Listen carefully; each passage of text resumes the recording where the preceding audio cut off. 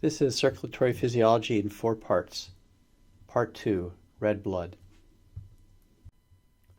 This part has 2 key subject areas.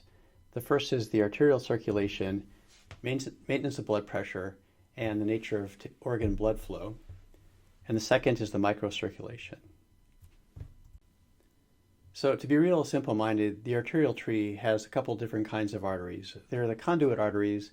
Those are the ones that have names. Those are the ones that you can see on angios that get diseased, they get bypassed. And then there are the resistance arteries and arterioles. And those are the ones that give rise to the majority of the cross-sectional area of the arterial circulation, and those that are probably most subject to active vasoconstriction and dilation and modulation of vascular resistance.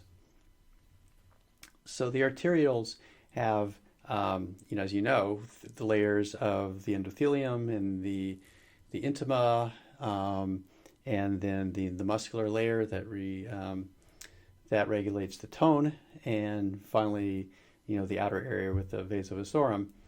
And so there's certain elastic properties that these arteries have, and what they do is they absorb the impulse generated by the heart during systole, and they take that energy and they can store it to propagate blood all the way down the line. And so some of these elastic properties, they change with age and disease states. And so what you see is not so, you see pretty exaggerated systolic blood pressures as you get into older patients. And some of this is calcification of the conduit arteries, but a lot of it is just kind of like degradation in some of the elastic properties, and probably more tendency to fibrosis, so some of these arteries. And so these are innervated with sympathetic nerves, and so they're subject to regulation by the autonomic and nervous system, as well as circulating constrictors and dilators that you certainly are familiar with, different disease states. And so it gives rise to a couple things. One is there's a resting tone, like your circulatory system or your resistance arteries are never just like dilated or constricted. There's always there's always getting pinged by either circulating or neuron-based vasoconstrictors to kind of give you that intermediate tone. And it's from that kind of central place that you get both dilation in order to lower blood pressure and vascular tone, and constriction to raise it. And so the activity at baseline is subject to this so-called resting tone, as well as the sensitivity of your receptors to the circulating catechol, and presumably other compounds, but I think the catechol are the most familiar, where if you are constantly bombarded, say, with beta agonisms, eventually your receptors can become desensitized and in some cases downregulate. And certainly we're familiar with disease states where receptors are not that sensitive to catechols, either due to acidosis or due to changing in resting membrane potentials and just general activity of the vascular smooth muscle cells. So all that impacts vascular tone and blood pressure. And certainly they're talking about kind of like local control of vasomotor tone, but there's definitely some central control. That's where all the various reflexes map out to. And a couple key areas are the locus coeruleus, as well as the vagal centers in the brainstem. So in terms of blood pressure, we know that it comes from both cardiac output and vascular tone, or if you want to give these kind of regular terms, it's flow times resistance. And so your mean pressure, so this is a delta P, so that means kind of like the forward flow minus static flow or backflow. And so that's MAP minus CVP would be delta P here. So if you move CVP to the other side of the equation, you can see the blood pressure is due to the cardiac output times the SVR plus whatever resting pressure there is at the end of the circulatory system, which is the CVP. And so resistance is certainly built into these relationships, And the resistance of a tube, or in this case an arterial, is related to its length. So the longer the length, the greater the resistance. And that kind of makes sense. If you try to blow fluid, say, through a very short straw, it's pretty darn easy. If you try to blow it through a longer straw, it's going to take more time. Your cheeks are going to get a little bit more hypertrophic doing that. And also resistance goes down as the caliber of the vessel increases. And so it's inversely related to the radius of the vessel. And so, so flow is related to pressure times the reciprocal of resistance. And so you can see here resistance has got length in the numerator and radius of the vessel and the diameter. And here those have been flipped around. So generally, the heart can maintain stroke volume and cardiac output in a huge variety of different peripheral resistances. And so sometimes when you end up giving, say, a vasoconstrictor, it's not like instant heart failure for a patient. There's certainly that cardiac reserve that's able to overcome that resistance. That is part of just normal life, apparently, and heart does a pretty good job at taking care of it. So blood pressure is maintained by a variety of mechanisms. There's kind of a chronic state and a resting state. And then there's like immediate reflexes that are designed to maintain cerebral blood pressure and blood pressure to all end organs. And so you have to have some immediate ways of correcting things, or else we would all be fainting on the freeway and dead. And then there are other kind of more intermediate and chronic means of maintaining blood pressure, depending on what the body perceives the need to be. So initially, when, let's say, your blood pressure or your cardiac output spikes quite a bit, you have elasticity that prevents overshoots in blood pressure. It allows you to propagate pulses. So there's like initially some initial buffering of high blood pressures or just high shear inputs of blood, and also kind of shortish termish. There's also capillary fluid shifts that based on distal arterial pressures and capillary pressures. And so if the blood pressure and the blood volume tends to drop down, you can recruit additional blood and fluids from the interstitium. That's why your hematocrit gets diluted out after you've been bleeding for a while. Not immediately, but you get those fluid shifts to maintain vascular volume, and that ends up leading to a lower hematocrit. Talked a little bit about baseline catecholamine tone and kind of baseline levels of neurotransmitters, both circulating and neurologically based, as well as ambient levels of cortisol and adrenally derived constrictors, as well as others like endothelin. And then we have some kind of, as far as short-term regulation, some catecholamine secretion based on pressure sensing mechanisms. We'll talk about some of those reflexes in the next slide. In addition to catecholamines, we have vasopressin. That's based on blood volume and osmolality, and to a minor extent, blood pressure. And so that's a central mechanism to complement some of the peripheral mechanisms that we're talking about. And then to regulate blood pressure in kind of a longer term, you can accumulate more fluid and prevent losses, and that's mediated through the renin-angiotensin-aldosterone system. And so that's not going to do anything for you in the short term, but if your body kind of perceives that it has sort of longer term need to kind of help maintain blood volume and blood pressure that way, you can go into kind of a sodium and water retaining mode based on activity of the system. And then there's just basically behavioral mechanisms like thirst. When you feel faint, you lie down.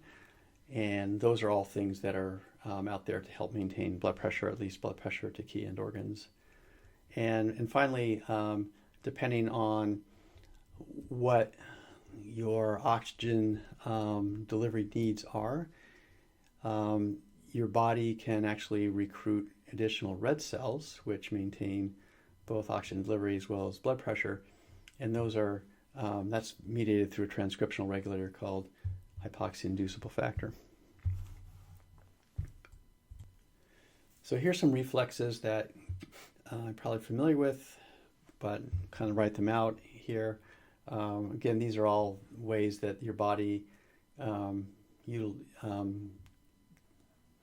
conducts itself in order to maintain blood pressure, particularly to the brain, but to other key organs. And so if there's if the pressure surrounding your brain is increased due to head trauma, or say you're in utero and you have maternal contractions and your brain's getting mushed by the uterus, the blood flow to the brain is not going to be very good unless you can increase the central blood pressure. And so the body does that through the activity of sympathetic nerves, which liberate catecholamines.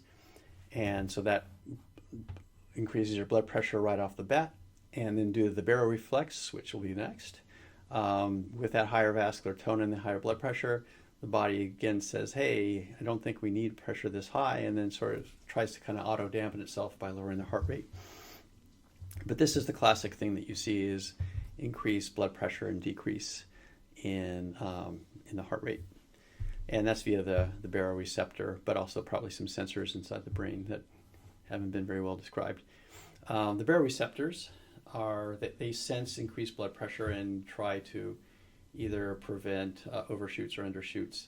And so if the blood pressure is really high, it will try to correct that by vasodilation and by decreasing the heart rate, and by lowering vascular resistance in this case and heart rate. And that's mediated via cranial nerves 9 and 10. Important reflex. Not sure what the initial role of this reflex is, but it's the mesogyric reflex, and it's important in anesthesia because when we render our patients very quickly hypovolemic, this can actually lead to catastrophic decreases in blood pressure that are very hard to rescue. And in fact, there's been an excess mortality in young patients, particularly receiving spinal anesthetics, that has been attributed to this. So what goes on? If your heart empties out very quickly, you have mechanical receptors in your heart that are stimulated, and that leads to profound bradycardia. And so if you kind of think about it starting out with hypovolemia, and now what is your body supposed to do to compensate for hypovolemia? Probably increase cardiac output by speeding it up, but no, instead it does kind of the opposite thing. And so in these cases, you get really catastrophic decreases in blood pressure and heart rate. It's believed to be afferents to the vagal nucleus and vagal discharge that mediates this reflex. I guess teleologically, you might think, well, maybe the body thinks that the heart's underfilled, so it wants to slow it down to fill it up again. The problem is if a lot of times if this is pharmacologically mediated, like us giving a spinal and causing like a massive decrease in cardiac blood volume due to vasodilation, there really isn't a recovery mode that's in place.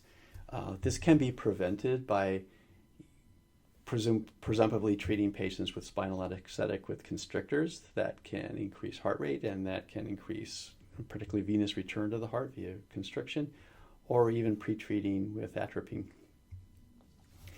So the oculocardiac reflex is seen when there's pressure on the orbit, and that's mediated via the fifth cranial nerve and somatic nerves on the surface of the eye in the orbit, and the response can lead to a decrease in the heart rate. So it's kind of variable because kids are kind of hypervagal in some ways, and they're like really wired to be very sensitive to things and to express that by vagal discharge.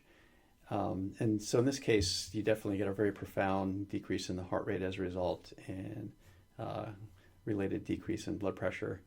I never did kids strabismus cases as a resident, but I went on a medical mission where we ended up having one of the rooms was pretty constant flow of kids coming in and out with strabismus, and the surgeon asked me, hey, can you turn up the pulse ox volume? And it turned out to be like he was incredibly tuned in to the patient's heart rate, and he would just like vary his pressure on the eyes. He was stretching the various muscles, and and reconfigure them, just knowing that this reflex was present in these kids, and just kind of knew how to modulate his own activities just to keep moving and not create little mini bradycardic codes throughout the case. It was pretty impressive how he was very trained to do that, but I came in there as the anesthesiologist who's supposed to know about this stuff and just not as tuned in initially to it, just having not had that experience.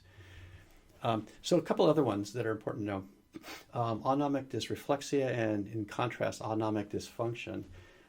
The last one is basically either an age or disease-related loss in some aspects of your autonomic nervous system, particularly the sympathetic nervous system and its ability to maintain vascular tone. You see that in some neurologic diseases, particularly in Parkinson's, and you see it in part in chronic critical illness.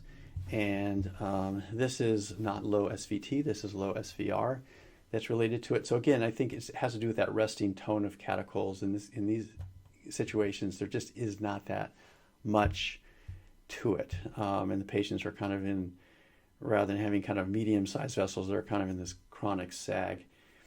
And these are patients that often are given things like midodrine and Florinef to help retain sodium and to actually just promote a little bit of resting catechol tone that is not there.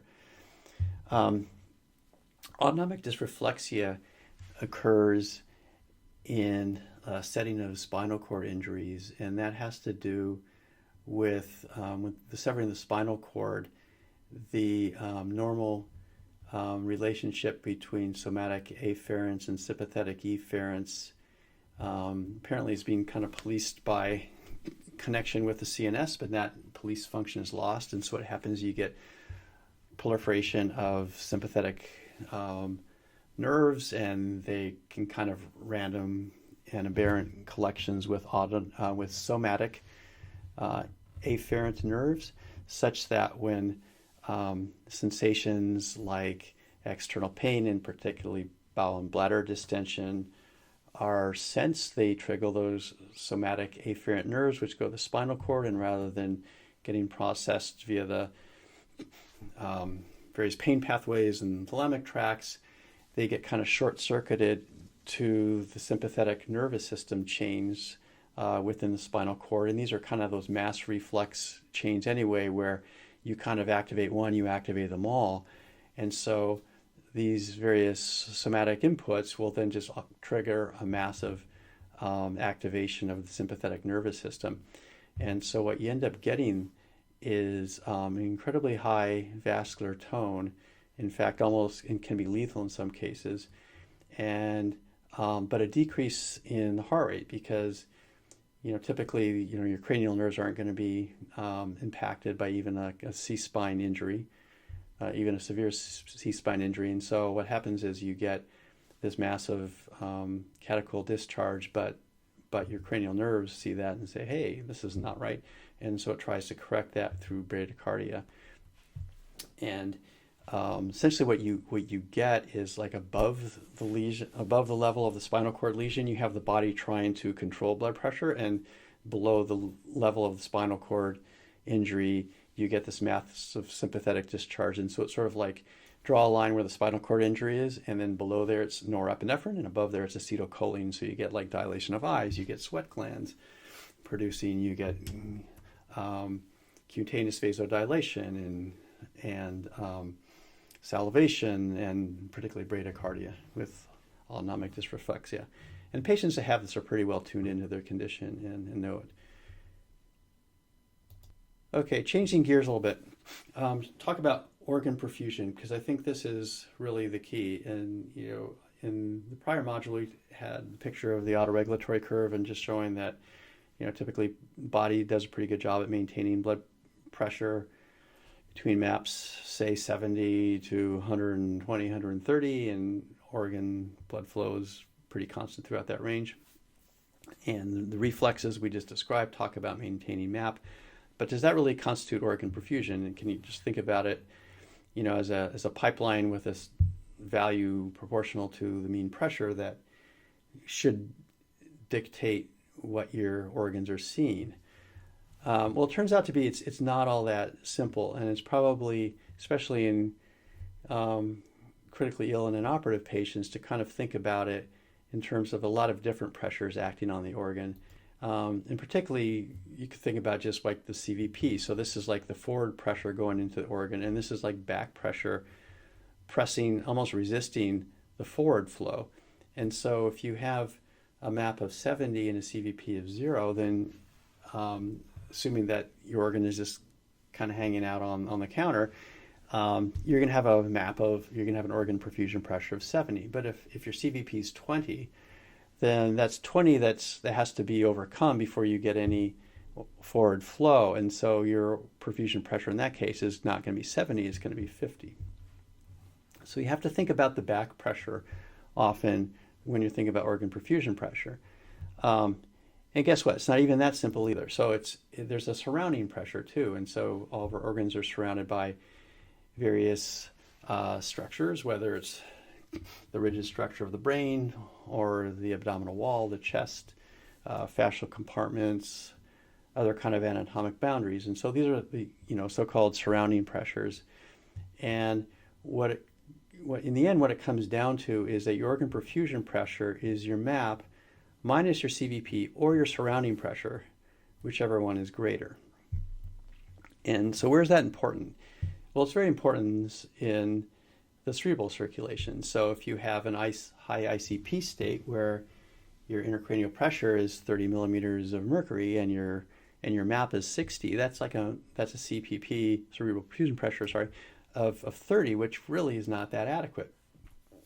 If your CVP is 10, then you blow that off and you understand that you just have to overcome the 30 of ICP for your organ perfusion because the 30 is greater than the CVP. In spinal cord, we're definitely worried about that in major surgery where the thoracic aorta is being constructed because there's like one spinal artery that goes to the motor column of the spinal cord, and so if the blood pressure is not great enough to overcome the CVP and the 10 or 15 millimeters of mercury that is exerted by the CSF on the spinal cord, then that can create a huge problem with spinal cord perfusion. So often we're putting lumbar drains in those patients to take CSF off to make that surrounding pressure lower, just to enhance that cerebral or the spinal cord perfusion pressure. Same thing for kidneys. When we have heart failure, you have like poor forward flow, but you also have high CVPs, and so often we're managing renal failure by trying to lower the CVP to kind of improve that forward pressure. For coronary arteries, it's on the left side, it's the diastolic blood pressure minus the left ventricular end diastolic pressure. That's the back pressure that you're working against, not so much the CVP, because that surrounding pressure is a lot higher. On the right ventricle, a lot of perfusion is in systole, and so we worry about systolic blood pressure minus RV systolic pressure. And you can go on down the line. In the legs, we were worried about compartment syndromes, for example. So if there's reperfusion injury of the muscles and they swell up and they create higher pressures that are higher than capillary pressures, like greater than 25 in the fascial compartments. Again, that's enough to impair perfusion to those muscle cells. We run into this issue when you have posterior spine surgery and patients like really head down and they start to their surrounding pressures around the orbit and even their central venous pressures due to impaired venous return can be great, especially in very long cases where you're more likely to get edema of those structures, and so that can actually create some retinal artery retinal ischemia because the arterial pressure is not great enough to overcome that back pressure. And then in the abdomen, there's this phenomenon of inter-abdominal hypertension that occurs when you have edematous organs, guts, as well as third space losses, where that pressure turns out to be greater than the than the capillary hydrostatic pressure. And so again, you have problems with flow. So some of this has to do with the capillary network, especially when we're talking about like the eyes and the abdominal compartments, but similar kind of equations apply, and I think the analogies spill over pretty nicely from just big solid organs, where it's kind of like the in pressure with the MAP and the out pressure of the CVP that has the greatest impact. So let's see, on to the next slide. This just shows that if you have, say, an arterial pressure of X, it's important to know what the CVP is, because this, if the CVP is much higher, this could lead to a much lower organ perfusion pressure than in the first case where the CVP is pretty tame.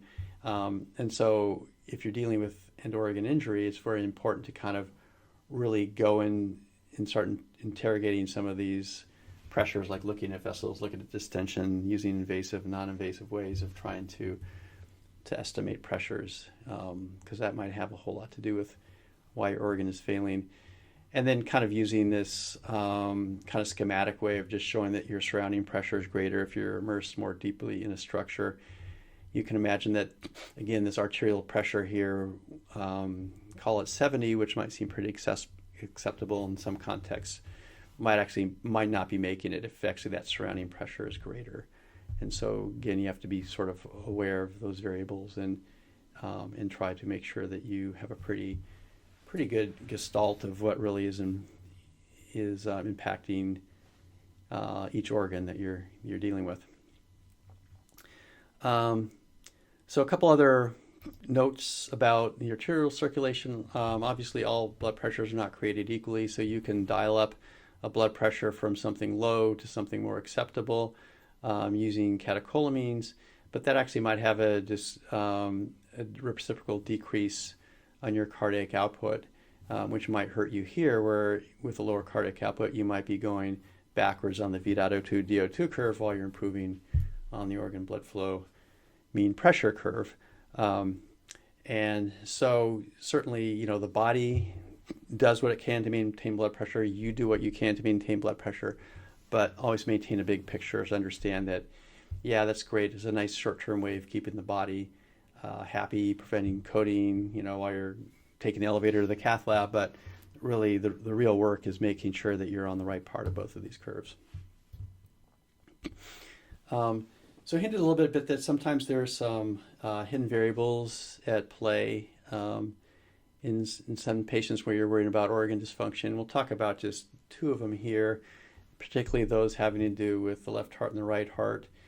This shows that here you have a case with aortic stenosis where you have a large pressure gradient here that's above what you might be measuring with a cuff arterial line. Say this shows like a systolic of 90, but really it's patient has a gradient of 60 or so, and so the work inside the heart is actually quite a bit greater than what you might perceive by just looking at the blood pressure. And so, this organ perfusion pressure looks pretty good, but again, especially inside the left side of the heart, it's important to kind of understand some of these other dynamics to properly put that blood pressure in the right context. Understand that might be good, mathematically, but there's a whole lot more work going on that's beneath the surface that need to understand to really make sure this organ is not only perfused but healthy. And on the right side, similar situation exists. Let's say we have an arterial pressure of 101 over 57, and that doesn't look terrible. PA pressures of 89 over 36 and a CVP of 16. And so to generate this PA pressure of 89 systolic, the RV has to have a systolic pressure of 89. And so if you think of that 89 as being a back pressure here, and the forward pressure perfusing the right ventricle is 101. So really you're only getting something like 12 millimeters of mercury to perfuse this incredibly stressed out and overworked structure. So, again, like maintaining a good blood pressure is great, but also understanding specific needs of specific patients and whether you might need more information to kind of describe the situation and to kind of get your interventions organized and prioritized. Okay, so talk a little bit about microcirculation. We have endothelial cells surrounding supporting cells that have various, permeabilities that that do exist in both health and disease. There's various kind of tight junctions that surround that. And then more recently, what's been described is this kind of goo of both carbohydrates and proteins called the glycocalyx. And it's thought, previously it was thought that there would be this two-compartment model that describes oncotic pressures both generating from within the microcirculation to the interstitium and back, as well as static or hydrostatic pressures both in and out. And it's the equilibrium of these hydrostatic pressures and oncotic pressures that dictate the movement of solutes from within the endothelium and the microcirculation to the interstitium. But it turns out to be kind of a multi-compartmental model that might actually have to do with gradients between the lumen of the capillary and the same kind of pressures and oncotic and hydrostatic pressures within the glycocalyx and then between the glycocalyx and the interstitium. So it could be like a few different equilibrium constants that have to be taken into account. It's simply not just within the lumen of the capillary and the interstitium. So, but what does it do is it places the red cells in proximities of tissues, which allows oxygen diffusion, allows carbon dioxide to be reattached to hemoglobin. It allows kind of buffering of fluids. There's certainly some loading of fluids in the interstitium. It allows transport of fluids to the interstitium in various amounts. Those can be back leaked into the circulation due to capillary fluid shifts when pressures within the lumen are low, and that can lead to maintenance of blood volume and blood pressure. Also, there's drainage, not shown here, via lymphatics when the interstitium gets overloaded, and that is, definitely a separate circulation that leads back to the thoracic duct and the central veins. Other functions we'll describe in the next slide, but again, we're talking about the Starling equilibrium where, in a very crude sense, high oncotic pressures within are more likely to lead to those oncotic particles being diluted out by free fluid in the interstitium, and high hydrostatic pressures here more likely to lead to transudation of fluids outside. And then more importantly is just understanding that this glycocalyx breaks down in sepsis, a number of disease states, hypovolemia, in accordance to other circulating factors that rise and fall in disease states like inflammatory cytokines. And so it's sometimes you can't necessarily think that, hey, I'm going to dump a bunch of albumin and expect a bunch of fluid to be resorbed from the interstitium and lessen edema. It might not work that way. It could be that these barriers are completely broken down and you're going to leak that protein out to the interstitium as well and really won't accomplish what you're trying to do. So what else goes on with microcirculation? It's also a place where the coagulation system either makes it or breaks it. And so if you have activation of the coagulation system in response to tissue damage, that's great. You're not going to bleed to death, but at the same time, it also has to prevent massive activation so as to not clot off these blood vessels that are serving the end organ. And so there's like a lot of antithrombotic function built into the vascular endothelium at the level of the microcirculation that prevents clots that are properly formed from propagating and completely closing off that area to circulation. And so accordingly, for things such as clotting and for dealing with infections. There are receptors for platelets, coagulation factors. They're for white blood cells to be transported out of the microcirculation to help fight infections in the tissues. The endothelium is where factor VIII is synthesized, where von Willebrand's production is made, and where some of the cleavage occurs due to that. So this is all very prothrombotic.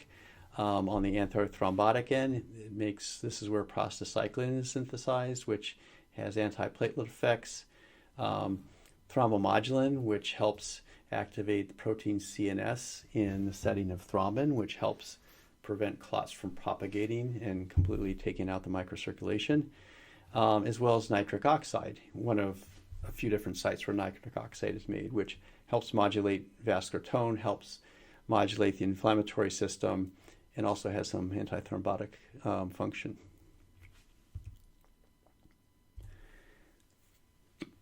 And then so finally, it's good to know a little bit about how the microcirculation handles hemoglobin.